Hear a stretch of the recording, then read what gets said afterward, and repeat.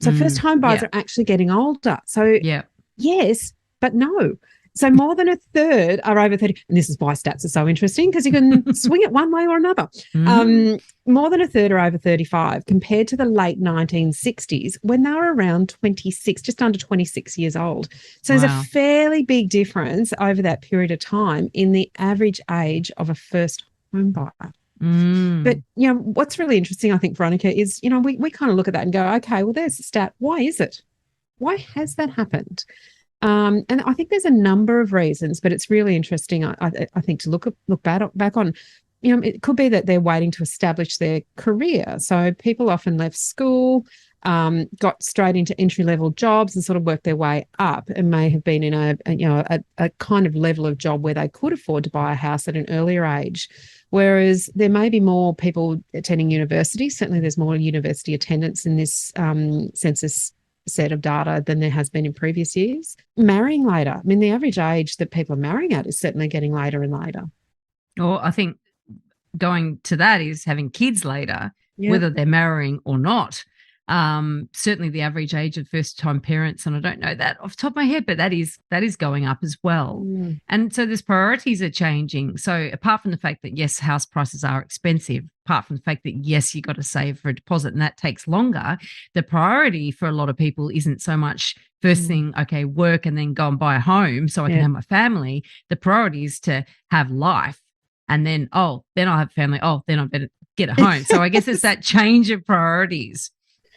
And just to that point, it's really interesting that the first home buyer demographic of family size is really similar to the changeover demographic. They've got 3.2 people. It always fascinates me, the 0.2. But it's 3.2 people in first home buyer households. And so if we looked back in the 60s, it was probably more likely, and I haven't looked at those stats, but it's probably more likely that they were two-person households. They hadn't started the family when they were first home buyers. So that is an interesting indication that people are waiting until they have the children. 3.2 would indicate that there's potentially two parents, one or two children, or a parent and a couple of children. So it's interesting that is similar. It's a similar household size to all other buyers of property that aren't first-time buyers. My favourite clients were back in about 2006 or 2007, so house prices dramatically lower back then. They were a single income family. He was an electrician. She was a full-time mum. They actually lived in a very, very small, very, very modest one-bedroom apartment in West End to save the entire purchase price of a $210,000 house, Wow. which we found for them out at Eden's Landing, so outskirts of Brisbane. That was the area they wanted to get into because they had family there. But that's the sacrifice that they were able to make back then on a single income.